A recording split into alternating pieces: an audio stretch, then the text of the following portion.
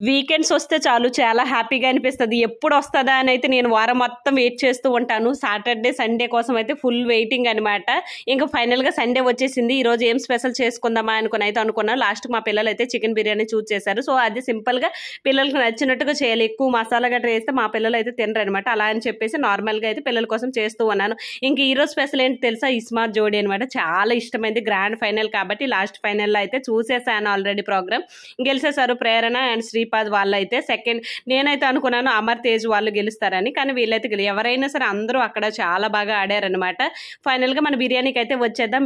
Chicken అయితే ముందుగా magnet చేసుకోవాలి. ఉప్పు, కారం, పసుపు, ఇంకా పెరుగు అన్నీ కూడా బిర్యానీకి మసాలాలు ఏవైతే ఉంటాయో ఆ చికెన్లోనే వేసి కొంచెం ఆయిల్ కూడా వేసి అయితే అలా మిక్స్ చేసి 15 మినిట్స్ ఫ్రిడ్జ్లో అయితే ఉంచేసుకున్నాను. తర్వాత కుక్కర్లో అయితే ఆయిల్ వేసి గీ వేసేసి కొంచెం సేపు చికెన్ అయితే ఫ్రై అయిన తర్వాత ఏవైతే నానబెట్టుకున్నామో ఆ బియ్యం కూడా వేసేసి దానికి తగినన్ని వాటర్ వేసి కుక్కర్లో 2 విజిల్ అయితే వేసిస్తే చాలు. పిల్లలకి ఇష్టమైన బిర్యానీ అయితే తయారైపోతుంది. సో మీరు కూడా ట్రై చేయండి. బాయ్.